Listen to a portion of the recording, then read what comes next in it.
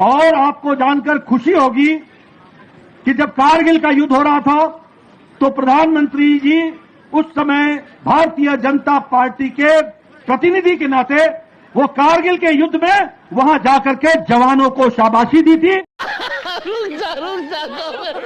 सुना दोस्तों, एकदम सही बात कहा नड्डा साहब जी ने कि जब कारगिल का युद्ध चल रहा था तो मोदी जी फौजी जवानों का हालचाल पूछने के लिए गए थे, लेकिन नड्डा जी ये भूल गए बताने के लिए कि मोदी जी युद्ध के दौरान जवानों को चाय पकौड़ी भी खिलाने गए थे। तो साहब जी के कनपटी के बगल से एक गोली निकल भी गई थी, साहब जी बाल बाल बच गए थे।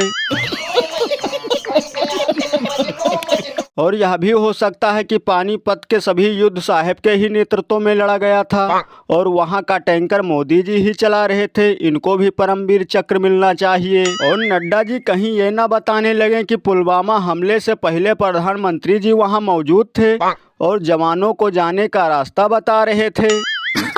सही पकड़े हैं। और हमें तो लगता है कि नड्डा जी को भी सही से जानकारी नहीं है, क्योंकि आजाद हिंद फौज में भी विश्वगुरु नेता सुभाष चंद्र जी के साथ थे और तुम मुझे खून दो मैं तुम्हें आजादी दूंगा का नारा भी हमारे साहब जी ने लिख कर दिया था। मतलब यहाँ धरती पर मौजूद पेड़ पौधे हवा पानी यहाँ तक कि कैमरामैन से भी इनका पुराना नाता है, सिवाय मणिपुर और महंगाई बेरोजगारी के। वैसे शुक्र है कि नड्डा जी ने ये नहीं बताया कि लंका में जब राम रावण का युद्ध चल रहा था तो अयोध्या की सारी देख रेख मोदी जी के कंधे पर थी। इसीलिए तो लोग घनघोर बेइज्जती करते हुए कहते हैं कि पढ़ लिख कर डिग्री लेकर युवा चक्की पर पीसते हैं आटा और बीजेपी वाले ढूंढते रहते हैं हर जगह पुराना नाता।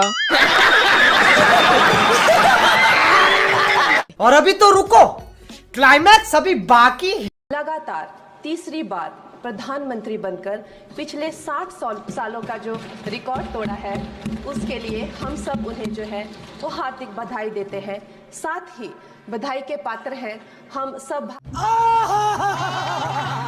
ना दोस्तों, कंगना रनौत जी बता रही हैं कि मोदी जी तीसरी बार प्रधानमंत्री बनकर 700 सालों का रिकॉर्ड तोड़ डाला है। पढ़ लिखकर डिग्री लेने से इंग्लिश बोलने से पढ़ा लिखा नहीं होता, पढ़ा लिखा वही इंसान है जिसमें ज्ञान हो या गोबर खाने वाले इंसान हो। जब मोदी जी 700 सालों से लगातार प्रधानमंत्री हैं तो नड्डा जी ने जो बताया उससे भी ज्यादा हो सकता है, क्योंकि महाभारत के युद्ध में तीर तलवार मोदी जी ने ही बनवाया करते थे। ये बड़ी अच्छी बात कही आप।